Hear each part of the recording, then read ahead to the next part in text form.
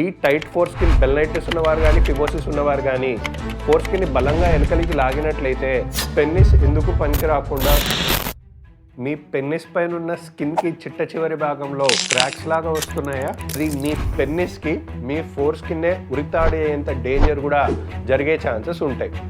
ఇవన్నీ వచ్చాయి సరే, మాకు ఇప్పుడు ట్రీట్మెంట్ ఏంటి?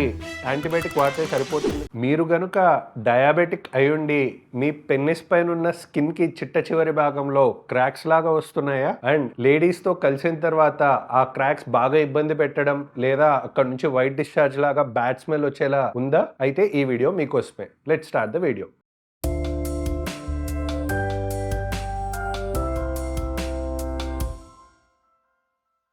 సో ఇప్పుడు మనం చెప్పిన లక్షణాలు డయాబెటిక్ పేషెంట్ అయి ఉండి అండ్ అంగం చిట్ట చివరి భాగంలో చీలికల్లాగా వచ్చి వైట్ డిశ్చార్జ్ లాగా ఉంటే దాన్నే బెల్లనైటిస్ అని అంటూ ఉంటారు.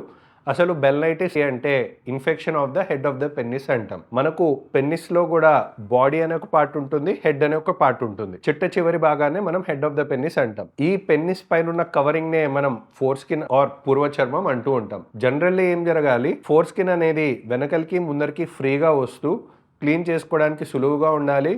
అండ్ ఇంటర్ కోర్స్లో పార్టిసిపేట్ చేసేటప్పుడు మనకి పెన్నిస్లో హెడ్ ఆఫ్ ద పెన్నిస్ అనేది ముందరికి వచ్చి అది అంతా కంప్లీట్లీ ఎక్స్పోజ్ అయిపోయి ఫోర్ స్కిన్ అంతా వెనకలికి వచ్చేస్తూ ఉండాలి. కానీ ఈ బెల్లనైటిస్ వచ్చిన పేషెంట్స్లో ఏమవుతుంది అంటే బాగా వెడల్పుగా ఉండాల్సిన ఫోర్ స్కిన్ ఓపెనింగ్ కాస్త స్లోగా చిన్నదైపోతూ కంప్లీట్లీ మూసుకుపోవడం అనేది జరుగుతుంది. అండ్ ఎప్పుడైనా లేడీస్తో కలిసినప్పుడల్లా ఎరెక్షన్స్ వచ్చినప్పుడల్లా స్ట్రెచ్ వల్ల ఈ తగ్గిపోయిన చీలికలు కాస్త మళ్ళీ పెద్దదిగా అవ్వడం అనేది జరుగుతూ ఉంటుంది ఈ బెల్లనైటిస్లో. అసలు ఏం జరుగుతుంది, షుగర్కి ఈ బెల్లనైటిస్కి సంబంధం ఏంటి అని చూసుకున్నట్లయితే అందరికీ కూడా పెన్నిస్ పైన కవరింగ్ని ఫోర్ స్కిన్ అంటూ ఉంటాం. అండ్ ఈ ఫోర్ స్కిన్ అనేది కొంచెం ఎక్స్ట్రాగానే ఉంటుంది. సో దట్ ఎరెక్షన్ వచ్చిన పెన్నిస్కి మ్యాచ్ అయ్యేలా మనకు అందరికీ కూడా ఫోర్ స్కిన్ అనేది ఎక్స్ట్రాగానే ఉంటుంది. ఎక్స్ట్రాగా ఉన్నప్పటికీ కూడా ఈ షుగర్ వల్ల ఏమవుతుంది అంటే షుగర్ ఉన్న పేషెంట్స్లో రక్తంలోనూ షుగర్ లెవెల్స్ ఎక్కువగానే ఉంటాయి, యూరిన్లోనూ కూడా కొద్దో గొప్ప షుగర్ అనేది లూజ్ అవుతూనే ఉంటారు డయాబెటిక్ పేషెంట్స్. సో ఇప్పుడు ఏమవుతుంది, మగవారు ఎంత క్లీన్గా పెట్టుకున్నామనుకున్నా కూడా మనకు last golden drops of urine అనేవి అందరికీ వస్తూనే ఉంటాయి, ఆ పైప్లో మిగిలిపోయినవి. అండ్ ఆ పైప్లో మిగిలిపోయిన గోల్డెన్ డ్రాప్స్ కూడా మనకి ఈ ఫోర్ స్కిన్ని సోక్ చేస్తూ నానబెడుతూ ఉంటాయి. సో మనకు పేరులో ఉన్నట్లుగానే ఏ విధంగా అయితే షుగర్ ఉన్న పేషెంట్స్కి ఇన్ఫెక్షన్స్ పుండ్లు అనేవి ఎక్కువ వస్తుంటాయో ఈ ఫోర్ స్కిన్ పైన మనకు యూరిన్ అనేది షుగర్తో నిండి ఉన్నది. అండ్ ఎక్కువసేపు రోజు మనకు షుగర్ వల్ల మనకి ఎక్స్పోజ్ అయ్యే కొద్దీ మనకు తెలియకుండానే చీలికలు అనేవి వస్తూ ఉంటాయి. ఎస్పెషల్లీ ఈ చీలికలు ఎప్పుడు ప్రాపర్గా తెలుస్తాయి అంటే లేడీస్తో సెక్షువల్ ఇంటర్కోర్స్ చేసినప్పుడు ఈ చీలికలు అనేవి బాగా అగ్రివేట్ అవ్వడం అనేది మనం చూస్తూ ఉంటాం. సో ఏమవుతుంది అంటే లేడీస్తో కలిసినప్పుడు మన యూరిన్ ఒక్కటే అయితే మన ఓన్ క్రిములు మాత్రమే ఉంటాయి. బట్ లేడీస్లో కలిసినప్పుడల్లా మన ఓన్ బ్యాక్టీరియా మాత్రమే కాకుండా లేడీస్ నుంచి వచ్చే బ్యాక్టీరియా కూడా కాంటాక్ట్ అవుతూ ఉంటాయి. అండ్ సెకండ్ థింగ్, సెక్స్ చేసుకునేటప్పుడు ఇంటర్కోర్స్ వల్ల కూడా అక్కడ చీలికలు అనేవి ఎక్కువగా ఇబ్బంది పడుతూ ఉంటాయి. బికాజ్ ఎరెక్షన్ వచ్చినప్పుడు పెన్నిస్ అనేది ఓవర్ స్ట్రెచ్ అవుతుంది, కానీ ఈ స్కిన్ ఒక లెవెల్కి మించి స్ట్రెచ్ కాలేక చీలికల్లాగా ఏర్పడుతూ ఉంటాయి. సో అందుకే డయాబెటిక్ పేషెంట్స్లో షుగర్ అనేది బ్లడ్లోనూ యూరిన్లోనూ ఎక్కువ అవ్వడం వల్ల వాళ్ళకి ఈ చీలికలు అనేవి వస్తూ ఉంటాయి. సరే, ఇవన్నీ వచ్చాయి సరే, మాకు ఇప్పుడు ట్రీట్మెంట్ ఏంటి? యాంటీబయాటిక్ వాడితే సరిపోతుంది కదా అని చాలామంది ఎక్కువ అడుగుతూ ఉంటారు. యాంటీబయాటిక్స్ వల్ల టెంపరరీ రిలీఫ్ ఉంటుందే తప్ప పర్మనెంట్ రిలీఫ్ అనేది ఉండదు. ఏ విధంగా అంటే సపోజ్ ఉదాహరణకి మన దగ్గరికి ఒక స్నానం చేయకుండా ఒక పేషెంట్ వచ్చాడు అనుకుందాం. ఆ పేషెంట్ ఏం చెప్పారు, బాడీ నుంచి స్మెల్ వస్తుంది ప్లస్ దురదలు పెడుతున్నాయి అన్నారు అనుకుందాం. సో ఇప్పుడు ఆ పేషెంట్కి 2 టైప్స్గా ట్రీట్ చేయొచ్చు. ఫస్ట్ ట్రీట్మెంట్ ఏంటి, సెంటు పర్ఫ్యూమ్ ఇవ్వడము అండ్ దురదలు తగ్గడానికి దురదలకు మెడిసిన్ ఇవ్వడం. సెకండ్ ట్రీట్మెంట్ ఏంటి, ఏ మందులు ఏ క్రీములు ఇవ్వకుండా డైరెక్ట్లీ వెళ్ళి స్నానం చేయమని చెప్పడం. Which is more better? Obviously second ట్రీట్మెంటే బెటర్ అవుతుంది. ఎందుకు, ఫస్ట్ ట్రీట్మెంట్లో ఏం చేశారు, జబ్బు అంటే ఏంటి, స్నానం చేయకపోవడం అనేది ఒక జబ్బు అనుకుందాం.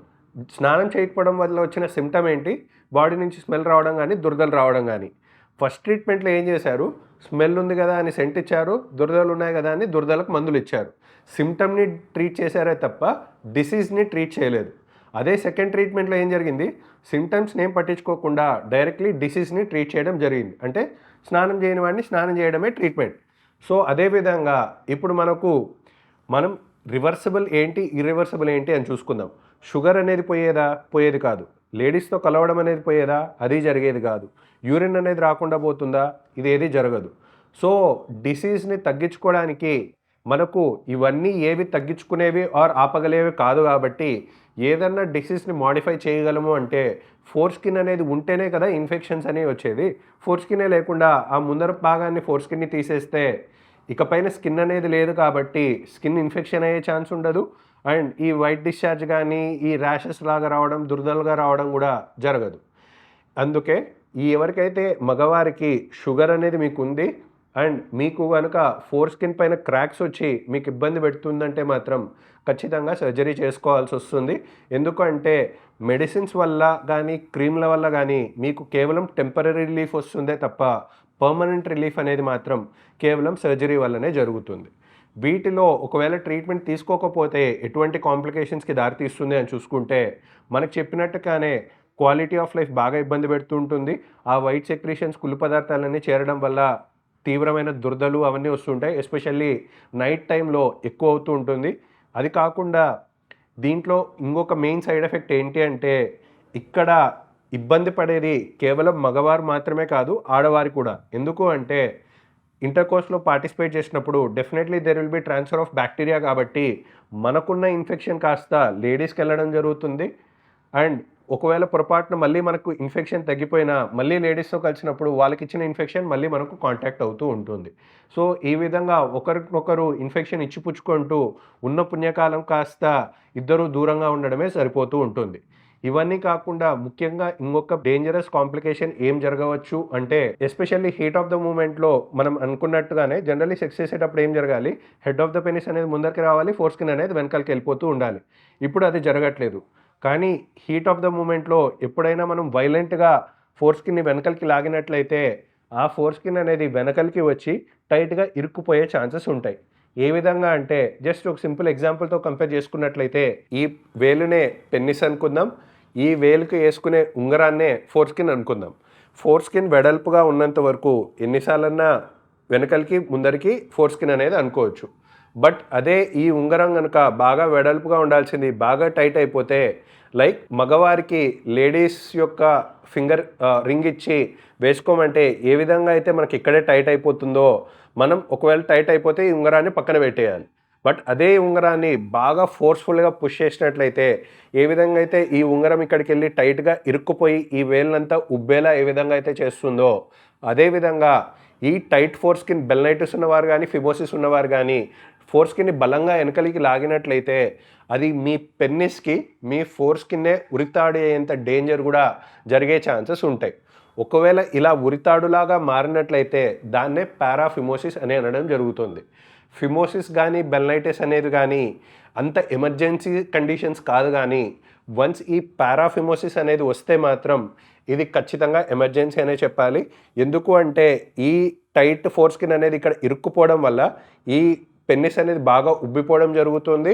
అండ్ వాపు కూడా బాగా వస్తుంది. అండ్ ఉరితాడులాగా టైట్‌గా బిగించిపోతుంది. ఇదే బాగా నెగ్లెక్ట్ చేసినట్లయితే ఈ పెన్నిస్‌కి బ్లడ్ సప్లై అంతా కూడా ఈ ఫోర్ స్కిన్ వల్ల కట్ అయిపోయి పెన్నిస్ ఎందుకు పనికి రాకుండా అయ్యే ఛాన్సెస్ కూడా ప్రమాదాలకి దారితీసే ఛాన్సెస్ ఉన్నాయి. సో, మీరు ఒకవేళ డయాబెటిక్ అయ్యుండి మీకు గనుక ఈ ఫోర్ స్కిన్ రిలేటెడ్ ఇష్యూస్ ఉన్నాయంటే పొరపాటును కూడా నెగ్లెక్ట్ చేయకండి. ఈ వీడియో అంతా చూశాక నిజంగా ఈ ప్రాబ్లమ్ మనకుందా లేదా అని మీలో చాలామందికి డౌట్ అవ్వచ్చు. మీకు గనుక ఫర్దర్ డౌట్స్ కానీ క్లారిఫై అవ్వాలి, ఈ విషయంలో కొంచెం క్లారిటీ కావాలి అనుకుంటే మాత్రం కిందిచ్చిన హెల్ప్ లైన్‌లో కాంటాక్ట్ అవ్వగలరు. నా పేరు doctor Abhilash, consultant laparoscopic surgeon and laser proctologist from Hyderabad.